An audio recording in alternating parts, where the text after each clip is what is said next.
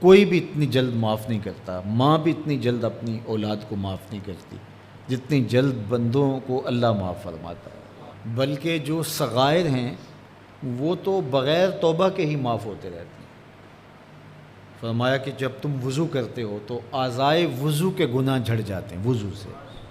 اور ہمیں پتہ بھی نہیں ہوتا۔ بہت سارے صغیرہ گناہ ایسے بھی ہیں کہ ہم ان صغائر کا ادراک بھی نہیں کر پاتے، لیکن وہ ہمارے سے جڑے ہوئے ہوتے ہیں، اور اسی طرح جب وہ ہمارے سے جھڑتے ہیں تو ہمیں ادراک بھی نہیں ہوتا کہ وہ ہمارے ساتھ جڑے تھے اور ہمارے سے دور بھی ہو گئے اور ہمیں پاک صاف کر دیا گیا۔ ایک نماز سے دوسری نماز تک کا وقت درمیان کے اندر ہونے والے گناہوں کا کفارہ ہے۔ ایک جمعہ دوسرے جمعے تک، ایک رمضان دوسرے رمضان تک گناہوں کا کفارہ ہے۔ تو یہ اللہ کی کرم نوازیوں کے رنگ ہے۔ بلکہ فرمایا ہم نے تم کو جو بڑے گناہوں سے منع کر رکھا ہے، اگر تم ان گناہوں سے اپنے آپ کو بچا لو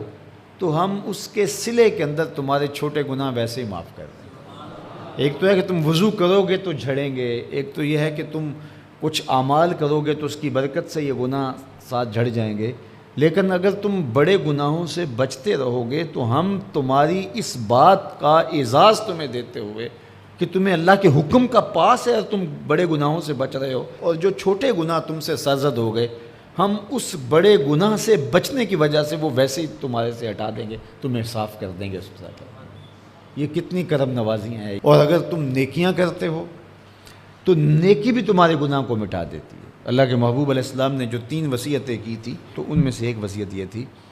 کہ گناہ تم سے سرزد ہو جائے تو اس کے بعد تم نیکی کرو، کیوں؟ تم ہوہا، جو نیکی ہے وہ گناہ کو مٹا ڈالے گی۔ یہ کیسا اس کا الوہی انتظام ہے کہ ہمارے گناہوں کو مٹانے کے لیے کتنے سامان رکھیں۔ چھوٹے گناہ سرزد ہو گئے ہیں تو وضو کرنے سے، نماز ادا کرنے سے معاف ہو گئے، صدقہ کرنے سے معاف ہو گئے، کسی کو مسکرا کر ملنے سے معاف ہو گئے، رستے میں پڑی ہوئی چیز ہٹا دی تو اس سے معافی ہو گئی، دروشی پڑا تو گناہ معاف ہو گئے اور خطائیں دھل گئیں اور درجات بلند ہو گئے، اور نیکی کی تو 7 گناہ بھی معاف ہو گئے۔ تو باقی رہی بات کہ کبیرہ گناہ، بڑی بڑی باتیں، تو شرک سے بڑی بات تو کوئی نہیں ہے، سب سے بڑا گناہ تو شرک ہے، لیکن اگر بندہ توبہ کر لیتا ہے تو اللہ شرک کو بھی معاف کر دیتا ہے۔ ایمان شرک سے برات کا اظہار ہے تو شرک بھی معاف ہو گیا، ورنہ شرک معاف نہیں ہے، اور باقی کبائر بھی توبہ سے، رجوع اللہ سے معاف ہو جاتے ہیں۔ یہ کتنی اس کی کرم نوازیوں کے رنگ ہیں کہ اس کے حضور جب آپ آ جائیں اور اپنی معذرت پیش کر دیں تو وہ بندے کو شرمندہ نہیں کرتا کہ تم نے یہ کیا۔ جب بندہ کوئی جرم کر بیٹھتا ہے، کسی سے زیادتی کر بیٹھتا ہے اور حقیقی زیادتی ہوتی ہے، تو پھر اس کے پاس جاتے ہوئے ڈرتا ہے کہ اس کا رد عمل کیا ہوگا، میں نے یہ زیادتی کی، واقعتاً زیادتی کی۔ اب اس کا سامنا کرتے ہوئے ڈرتا ہے کہ جب میں جاؤں گا معاف کرے گا نہیں کرے گا، دونوں امکان ہوتے ہیں۔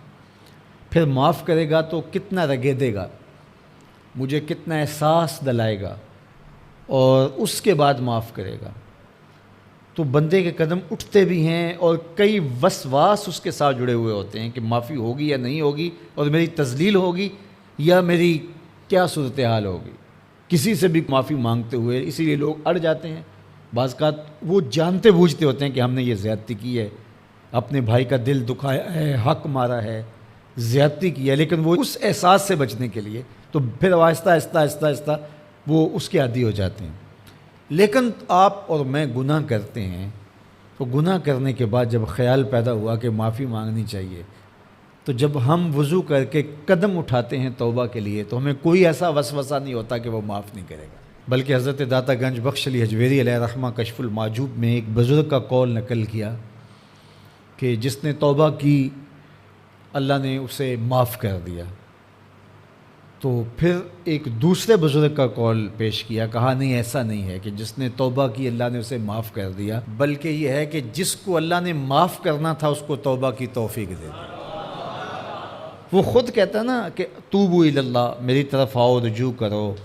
اور میری طرف آ کے اپنے گناہوں کی معافی مانگو، تو اللہ توبہ کے لیے بلا رہا ہے۔ تو جب بلا رہا ہے تو اس کا مطلب ہے معاف کر دیا تو بلا رہا ہے نا۔ اب اگر اس کے باوجود بھی کوئی نہیں آتا تو پھر اس کی حماقت اور اس کی بے وقوفی ہے۔